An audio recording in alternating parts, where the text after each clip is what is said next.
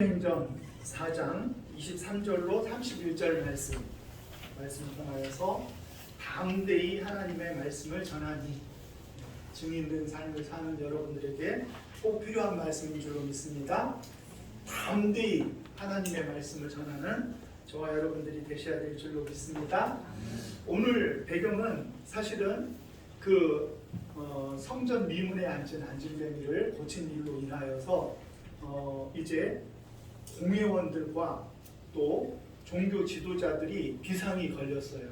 특별히 어떤 사람들이 문제가 크게 되었느냐고 하면은 사두개인들, 그 사두개인들은 성전의 기득권을 잡은 사람들인데 어떤 신학자는 이 사두개인이라는 말을 사독이라고 하는 제사장에서 왔다 그렇게 보기도 해요.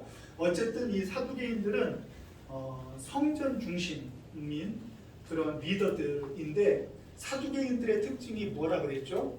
그들은 부활을 믿지 않고 그리고 초자연적인 것들을 인정하지 않는 사람들이에요. 그렇기 때문에 성전 미문에 앉아있는 40세나 되어진 그 아주 익히 잘 아는 안진뱅이가 일어나서 소동이 일어나고 믿는 사람들의 숫자가 더해져 가고 그렇게 되어지니까 그들이 가진 신학과 맞지 않는 거예요. 또 그들이 가진 기득권에 위협이 된다 느낀 거예요. 사실은 예수님께서 십자가를 지게 되어지신 그 배경도 사실은 그런 의미가 담겨 있는 거예요.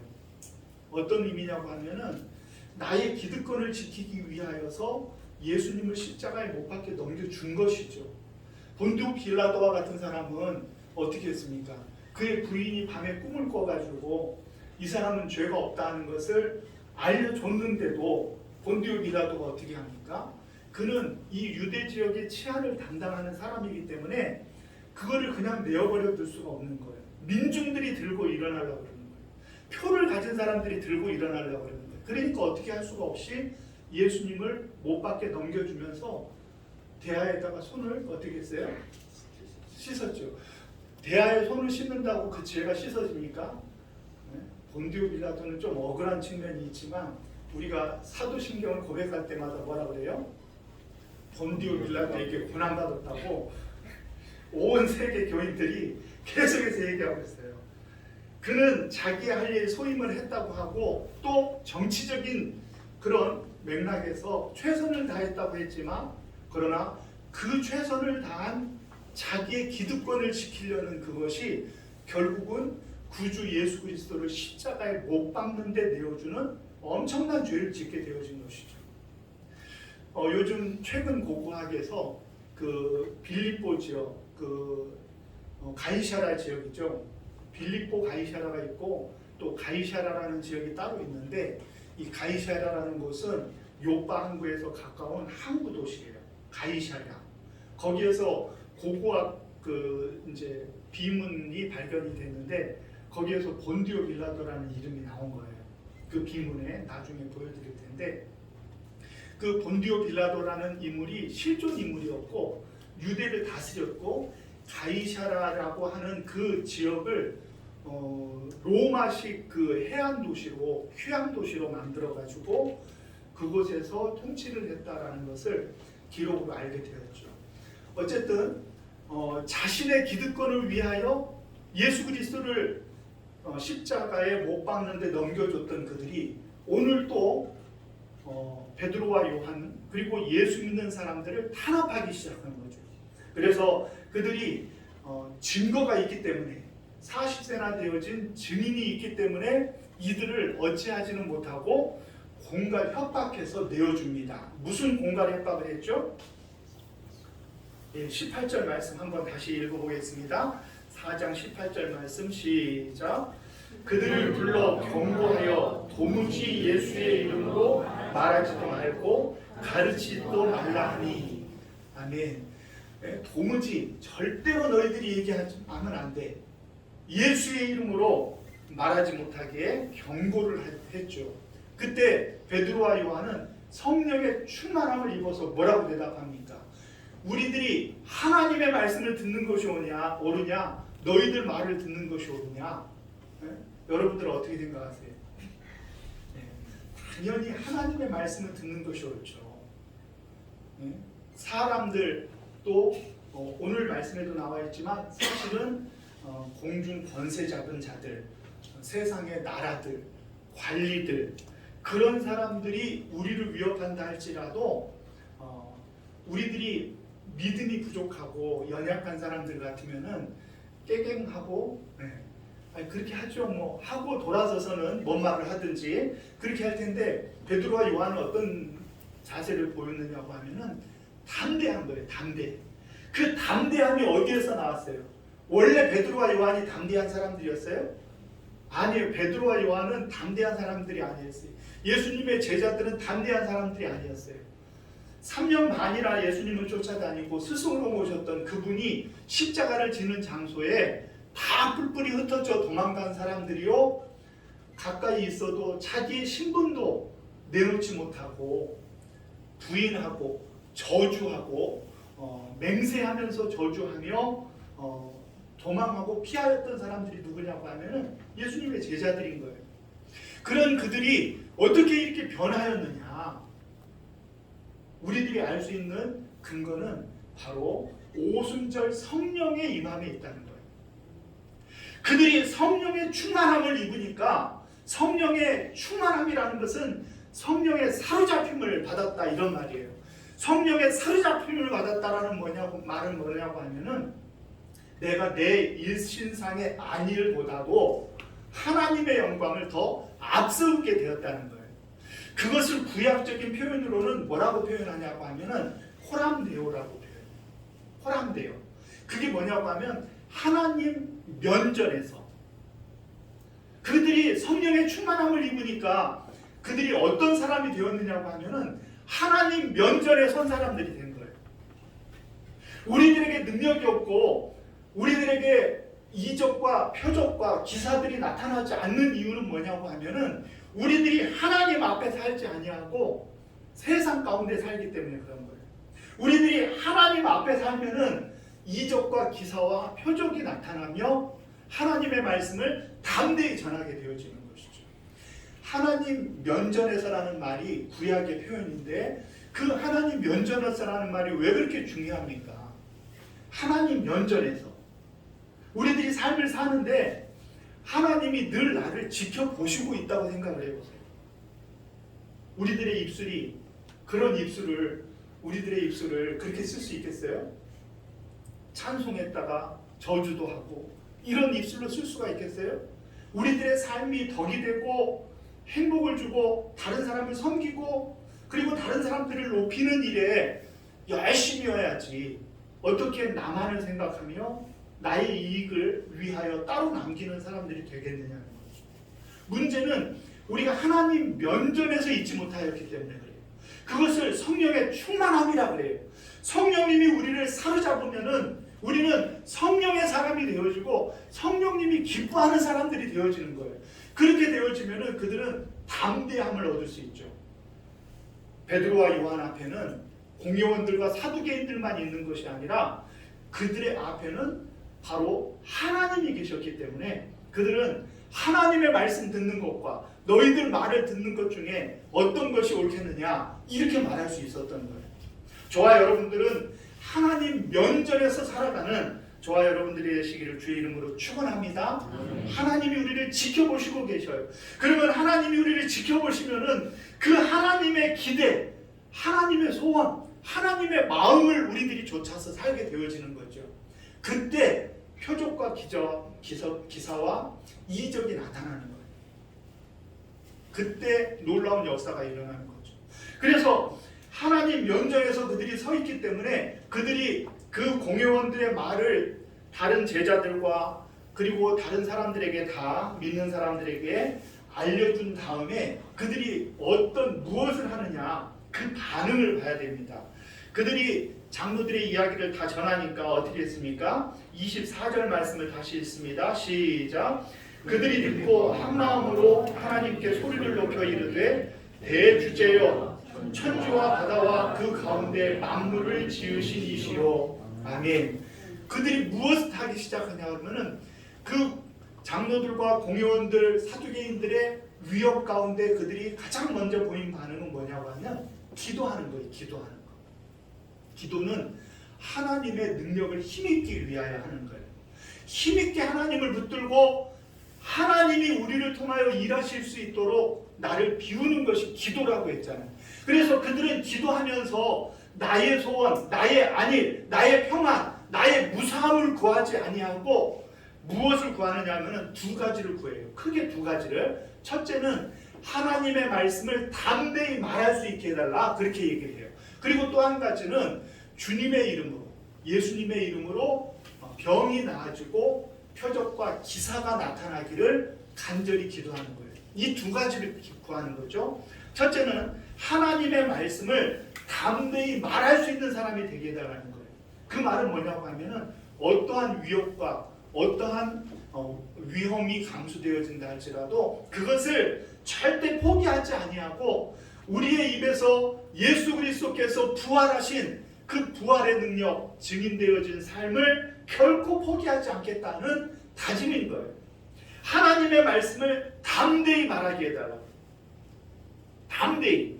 하나님의 말씀을 담대히 말하게 되어질 때 그때 사람들이 복음을 듣고 변화가 되어지고 그때 주께로 돌아오는 역사가 있는 것이죠.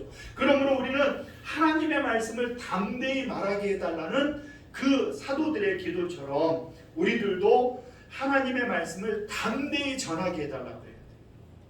그리고 또 한 가지는 이와 비슷한데 다른 한 가지는 뭐냐고 하면은 병 낫고 표적과 기사가 나타나기를 기도한 거죠.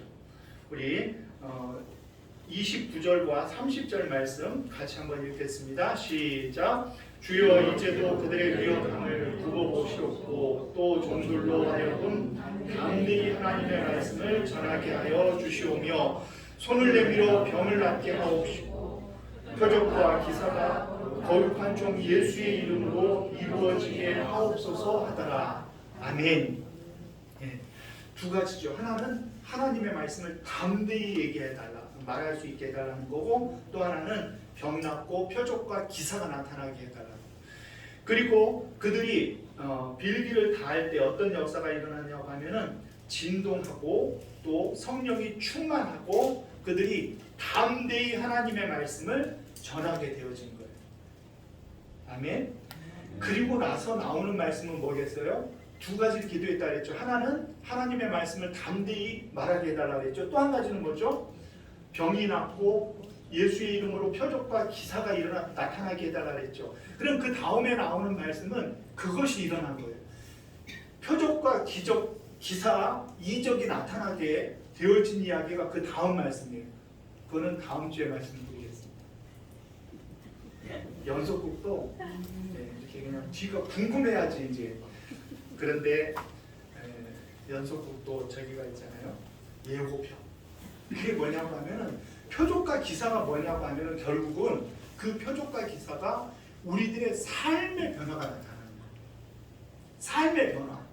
우리는 표적과 기사가 나타난다 그러면은 그것들은 무슨 신비한 능력이나 특이하고 뭐 이런 이상한 것들이 나타나는 것만을 생각을 하는데 그게 아니에요. 우리가 하나님 면전에서의 삶을 살게 되어지면 그 삶 자체가 변화되어진 삶의 모습이 나타나는 거예요. 그러니까 그들이 우리들로 치면은 도저히 할 수 없는 역사들을 이루죠. 그게 뭐냐고 하면은 서로가 내 소유를 내 것으로 여기지 아니하고 서로가 어려운 사람들을 도와가지고 그 당시에 초대교회의 수많은 성도들 가운데 어려운 사람이 한 명도 없었다는 거예요. 이게 뭐냐고 하면 기적과 표적과 이적이 하나님의 기사와 이적은 바로 이런 거예요. 그게 뭐냐고 하면은 세상 사람들은 흉내도 못 내요. 세상 사람들은 할 수도 없으며 세상 사람들은 하기도 어려운 그 일을 우리는 하나님 앞에 살기 때문에 자연스럽게 우리들의 삶 속에서 그런 역사가 나타난다는 것입니다.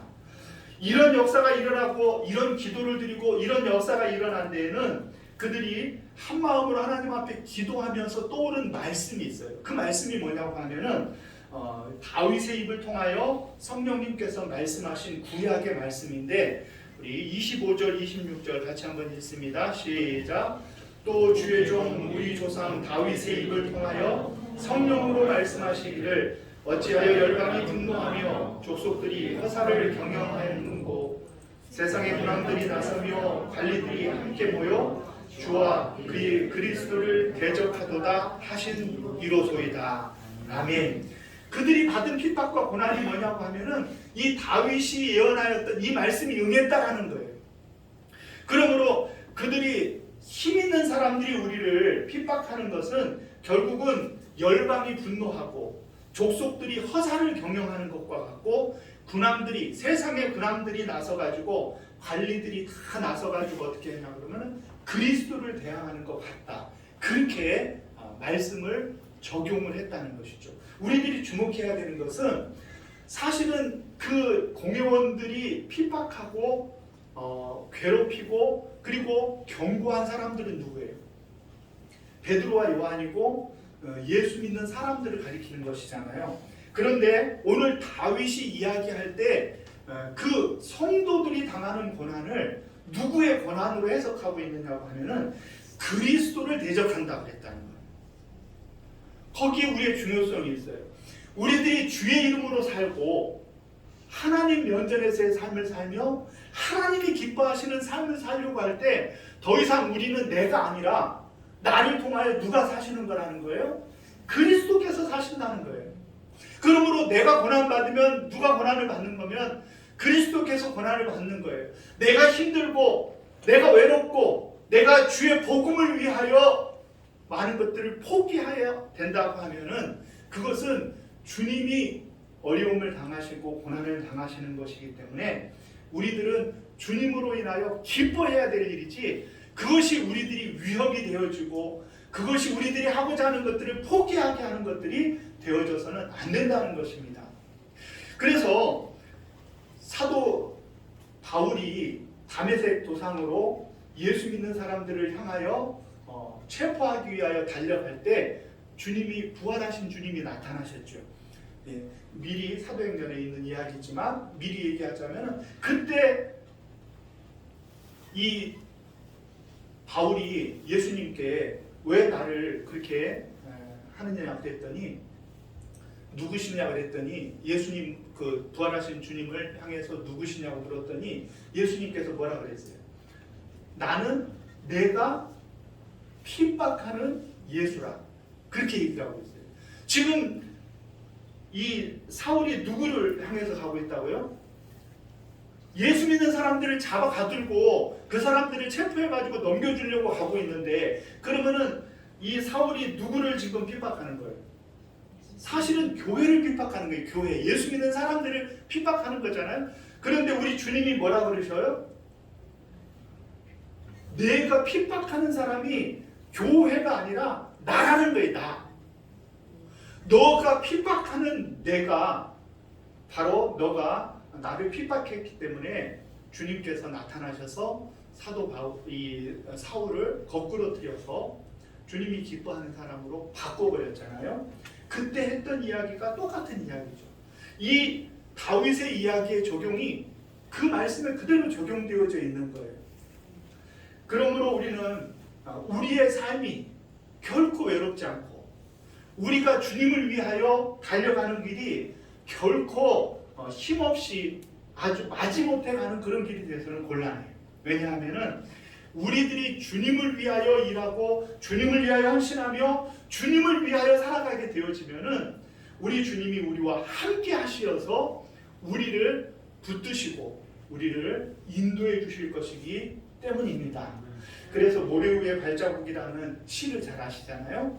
우리들이 가장 힘들 때는 발자국이 하나만 나 있었는데 그 발자국은 사실은 누구의 발자국이었어요? 성경에 나오지 않는 이야기는 더 잘 알아요. 누구의 발자국이었죠? 주님의 발자국이었어요. 주님의 발자국. 거 봐요. 아까 그냥 성경 물어볼 때는 꼴먹은 벙어리처럼 계시다가 주님의 발자국이 뭐예요?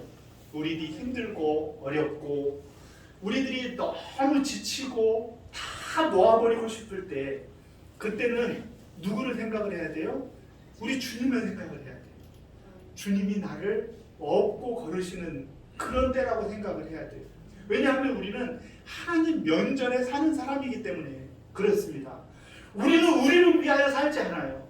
열심히 세상에서 일하지만요, 우리가 돈 벌어가지고 좋은 직장에서 좋은 집 짓고 좋은 사람 만나가지고 행복하려고 우리들이 열심히 일한다고 하면은 그 일은 주님의 일이 될 수가 없어요. 그러나 우리는 우리들의 직장 속에서 최선을 다하는 그것이 바로 오늘 말씀이 하나님의 말씀을 담대히 전하게 하시었고, 나를 통하여 하나님의 기적과 이적이 나타날 수 있는 그런 삶을 살게 해달라고 기도하는 저와 여러분들이 되어질 때, 결코 우리의 직장 생활은 주님을 섬기는 일이지 돈 벌기 위한 수단이 아니게 되어질 줄로 믿습니다. 그래서 오늘 말씀처럼 우리가 하나님의 말씀을 담대히 전하게 해달라고 기도하면서, 그건 뭐예요? 그들이 입을 막으려고 했지만 내 입을 닫을 수 있다는 거예요, 없다는 거예요? 닫을 수 없다는 거예요. 닫을 수 없으면 어떻게 합니까? 내 힘과 능력으로 나아갑니까? 아니죠. 어떻게 해야 됩니까? 내 힘으로는 되지 않으니까 기도하면서 하나님의 능력을 구하는 거예요. 내가 일하지만 하나님께서 나와 함께 일해 주셔서 기적이 나타나게 해주세요. 내가 열심히 주님 앞에 섬기고 교회를 섬기면서 최선을 다하지만, 그러나 내가 나타나지 않고 내 안에 그리스도께서 영광을 받게 해주세요. 내가 직장 생활을 하고 내가 가정에서 섬기고 사랑하며 살지만 그것이 나를 위한 것이 아니라, 내 목적이 아니라 주님을 위한, 주님을 이루시기 위한, 주님의 목적을 이루기 위한 삶이 되어질 때 여러분들의 가정이 성소가 되어지고 여러분들의 삶의 자리가 하나님의 나라가 되어질 줄로 믿습니다. 하나님의 통치가 이루어지는 것이 하나님의 나라요, 하나님과 함께하는 곳이 성소인 거예요. 그렇기 때문에 여러분들이 하나님을 모시고 살면 여러분들의 마음이 성소요, 여러분들이 하나님과 함께 더불어 일하는 곳이 있다고 하면은 그곳이 바로 하나님의 성소가 되어지고 하나님의 나라가 되어지는 줄로 믿으시기를 바랍니다. 그래서 우리들도 기도해야만 합니다. 우리들이 사는 것이 그리스도이기 때문에 나를 통하여 그리스도께서 영광 받으셔야 합니다. 세상이 나를 핍박하지만 그것은 나를 향한 것이 아니라 그리스도를 향한 것이 아닙니까? 세상이 우리를 유혹하고 넘어뜨리려고 하지만 내가 넘어질 수 없는 것은 그것은 우리들의 삶 속에 주님이 나와 함께 사시기 때문이 아닙니까? 그러므로 우리들이 잊지 말아야 될 것은, 우리들이 파송되어 세상으로 나아갈 때 주님이 우리를 지켜보고 계시다는 거예요. 코람되어 주님 앞에서, 하나님 앞에서, 하나님 면전에서의 삶을 우리들이 살게 되어진다고 하면은 놀라운 역사가 일어나게 되어질 줄로 믿으시기를 바랍니다. 그러므로 하나님 앞에 살아가는 저와 여러분들은 하나님의 말씀을 담대히 전하게 해달라고 해야 되는데, 중요한 것은 하나님의 말씀을 담대히 전하려고 하면 어려움이 있다는 거예요.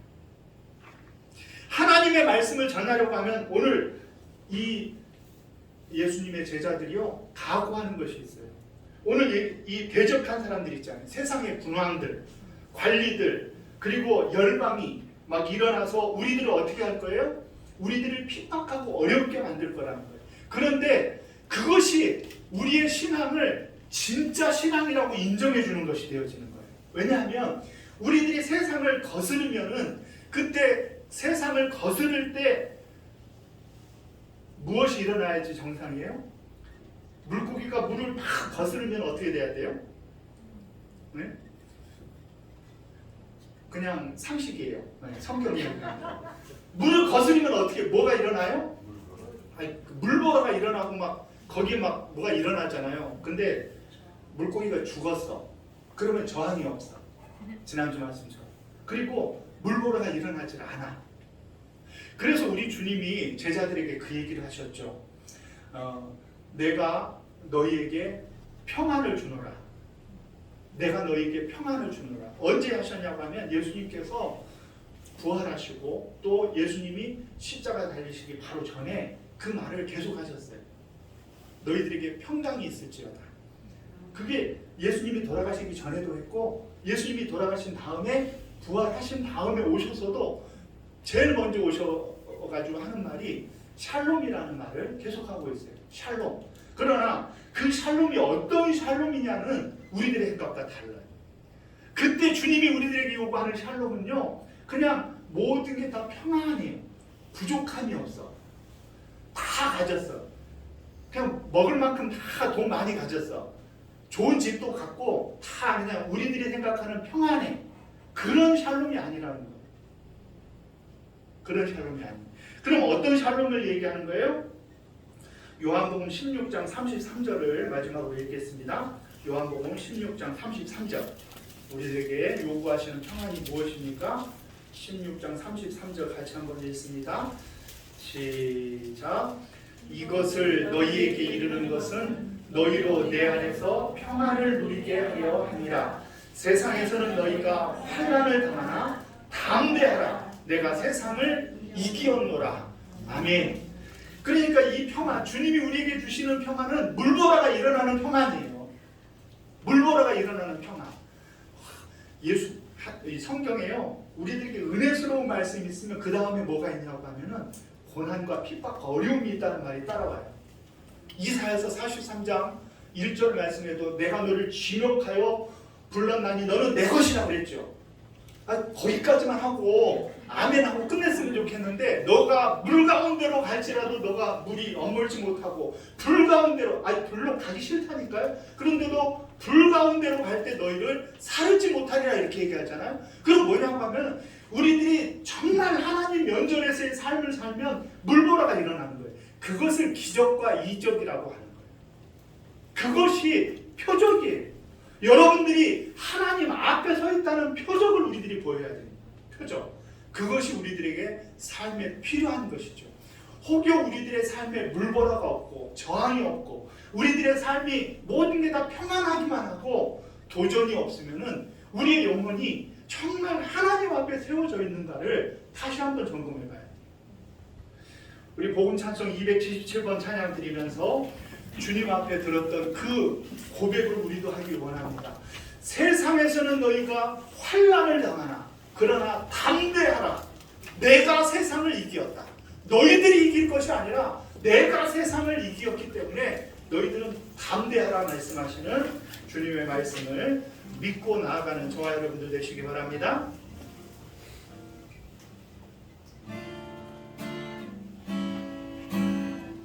이것을 너희에게 이르는 너희로 내 안에서 평안을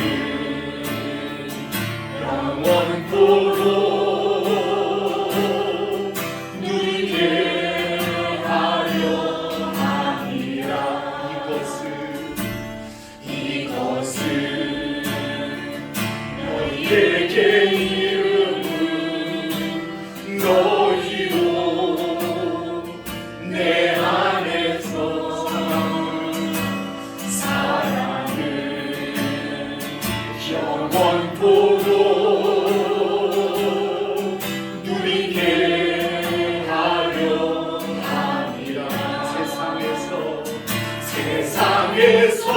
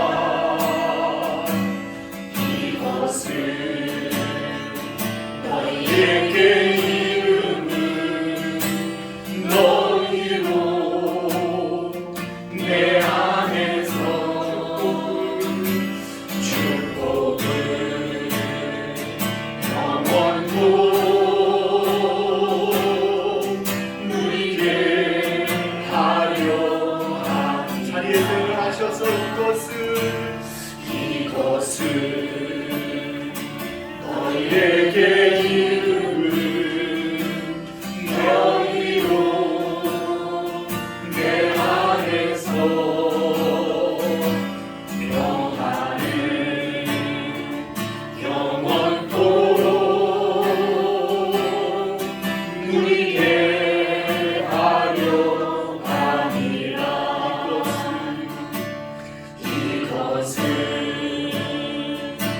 너희에게 이르는 너희로 내 안에서 사랑을 영원토록 누리게 하려 함이라. 세상에서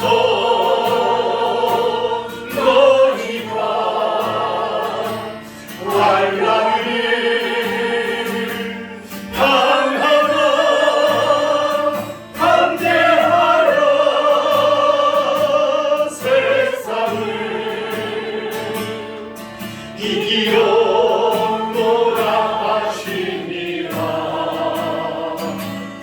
이것을 너희에게 이르는 너희로 내 안에서 축복을 영원토록 누리게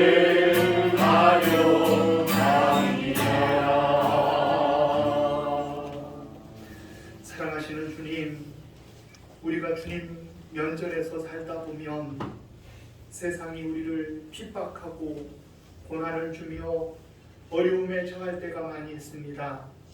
그런다 할지라도 주님 신뢰하며 저희들이 주님의 평안으로 이 세상을 담대히 나아갈 때 하나님의 말씀이 담대히 증거되어지고 표적과 기사와 이적들이 나타나게 되어질 줄로 믿습니다. 아멘. 우리 사랑하는 성도님들, 오늘도 말씀 들고 파송받고 세상으로 나아가오니 주님, 저들이 주의 말씀 붙들고 살아갈 때 저들을 통하여 표적과 기사와 이적들이 나타나는 놀라운 역사가 일어나고 아버지 하나님, 저들로 인하여서 하나님께서 영광 받으시는 귀한 일들이 나타날 수 있도록 주여 도와 주시옵소서. 우리에게 주신 평안은 아버지 하나님 모든 것들이 다 갖추어져서 평안이 아니라 아버지 하나님, 저희들에게 환난과 어려움이 있다 할지라도 담대히 하나님의 말씀을 증거할 수 있는 믿음을 우리에게 요구한다는 것을 기억하며 오늘도 주의 말씀 들고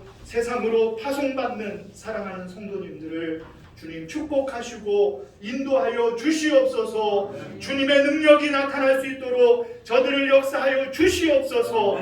이제는 우리 주 예수 그리스도의 은혜와 하나님 아버지의 사랑하심과 성령님의 감화 감동 위로 교통 역사하심이 주 앞에 나와 환난과 어려움이 온다 할지라도 주님의 말씀을 담대히 증거하며 우리들의 삶 속에서 표적과 기사와 이적을 나타내기로 다짐하고 일어서는 사랑하는 성도님들 머리머리 위에와 저들의 가정과 자녀들 위에와 하시는 사업과 일터 위에 그리고 우리 사랑하는 교회와 이 나라의 민족 세계 열방 위에 이제로부터 영원토록 함께 있을지어다. 아멘.